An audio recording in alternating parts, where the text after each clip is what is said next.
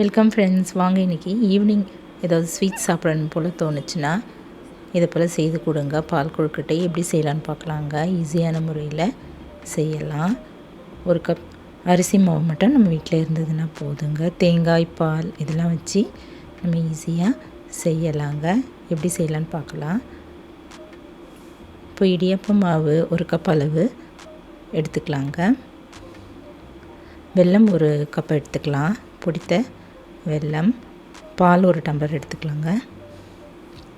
தேங்காய் ஒரு அரை மூடி அளவு எடுத்துக்கலாம். ஏலக்காய் அரை டீஸ்பூன் அளவு எடுத்து வச்சுக்கலாம். இப்போ அடுப்பில் ஒரு பாத்திரம் வச்சுட்டு அதில் ஒரு டம்ளர் தண்ணி ஊற்றிடலாங்க. ஊற்றிட்டு தண்ணி நல்லா கொதிச்சதும் இறக்கி வச்சிடலாம்.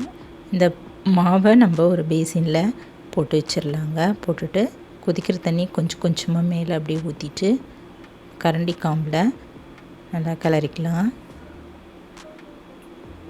ரொம்பவும் ஊற்றிடாமல் கொஞ்சம் கொஞ்சமாக ஊற்றிக்கலாங்க. கொதிக்கிற தண்ணியை இதில் ஊற்றி கிளறிக்கலாம். இதுபோல் நல்லா அழுத்தி கலந்துடலாங்க. கலந்துட்டு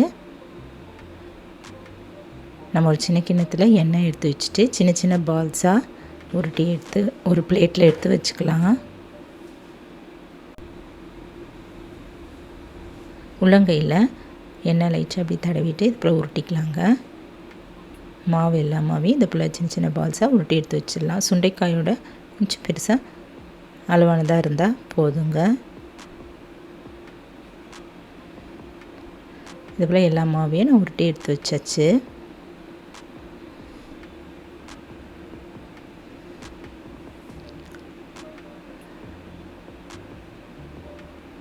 இப்போ அடுப்பில் ஒரு பாத்திரம் வச்சுட்டு அதில் ஒரு டம்ளர் அளவு தண்ணி ஊற்றிக்கலாங்க.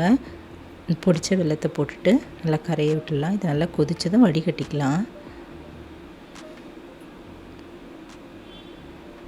இது நல்லா கரைஞ்சிருச்சுங்க. நம்ம எந்த பாத்திரத்தில் பால் கொழுக்கட்டை வைக்கிறோமோ அதில் நம்ம டைரெக்டாக வடிகட்டி ஊற்றிடலாங்க. அடிகனமான பாத்திரமாக இருந்தால் நல்லது. வடிகட்டியாச்சு. இப்போ அதை ஸ்டவ்வில் வச்சிடலாம். அதோடய நம்ம பாலும் ஆட் பண்ணிக்கலாங்க. இது நல்லா கொதி வரட்டும். கொதி வந்ததும் நம்ம உருட்டி வச்சுருக்கிற அந்த பால்ஸை ஒவ்வொன்றா போட்டுடலாம். கொஞ்சம் கொஞ்சமாக போட்டுடலாங்க. முதல்ல ஒரு 10 போட்டுடலாம்.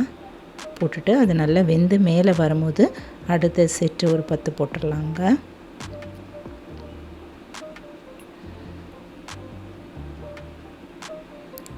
பால் நல்லா கொதி வந்துட்ட பிறகு தான் இந்த பால்ஸ்லாம் போடணுங்க. நல்லா கொதித்து மேலே அந்த உருண்டையெல்லாம் மிதக்க ஆரம்பிச்சிருச்சு, வெந்து மேலே வர ஆரம்பிச்சிருச்சு. இப்போ அடுத்த செட்டு நம்ம போட்டுக்கலாம். உருட்டி வச்சுருந்ததில் போட்டுடலாங்க. எல்லா உருண்டையும் இப்போ இந்த பால்லே போட்டுடலாம். அடிக்கடி கரண்டியில் கலராமல் அப்படியே கொஞ்சம் வெயிட் பண்ணலாங்க. கடைசியாக இப்போது மெதுவாக இப்படி கிளறிடலாம். ஓரளவு வெந்துருச்சு. இன்னும் கொஞ்சம் வேகணும். அதனால் அடுப்பில் ஸ்டவ்லேயே இருக்கட்டும். மீடியம் ஃப்ளேமில் வச்சுட்டு 10 நிமிஷம் அப்படியே இருக்கட்டுங்க.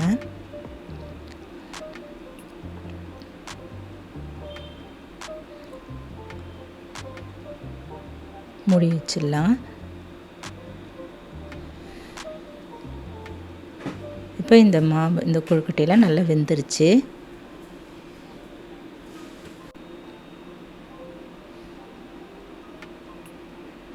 இப்போ கடைசியாக நம்ம ஏலக்காய் தூள் அதையும் இதில் போட்டுட்டு நம்ம திருவி வச்சுருக்கிற தேங்காயும் மேலே அப்படி தூவிடலாங்க. இதில் அரைச்சி கூட சேர்க்கலாம். நான் இதை மேலே அப்படி தூவிட்டேங்க. தூவிட்டு ஒரு 2 நிமிஷம் அடுப்பில் அப்படியே வச்சுட்டு ஸ்டவ் ஆஃப் பண்ணி இறக்கி வச்சிடலாம். நல்லா ஆறுனதும் ஒரு சின்ன கப்பில் கொஞ்சமாக எடுத்து நம்ம சர்வ் பண்ணலாங்க. ஸ்பூனை போட்டு கொடுத்தா அருமையாக இருக்கும். ஒரு சின்ன கிண்ணத்தில் கொஞ்சமாக எடுத்துகிட்டு ஸ்பூனோட நம்ம கொடுக்கலாங்க. நல்லா இது போல் ஸ்வீட் சாப்பிட்ணும் போல் தோணுச்சு. நல்லா அருமையாக இது போல் ஸ்வீட்டு நீங்களும் செஞ்சு கொடுங்க. ஸ்வீட்டான பால் கொழுக்கட்டை தயாராகிடுச்சு. இதை போல் நீங்களும் ஒரு முறை ட்ரை பண்ணி பாருங்கள். இந்த வீடியோ பிடிச்சதுன்னா என்னுடைய சேனலான குக்கிங் வித் சித்ரா அன்பு சேனலை சப்ஸ்கிரைப் பண்ணிக்கோங்க. தேங்க்ஸ் ஃபார் வாட்சிங். நம்ம அடுத்த வீடியோவில் பார்க்கலாம். நன்றி, வணக்கம்.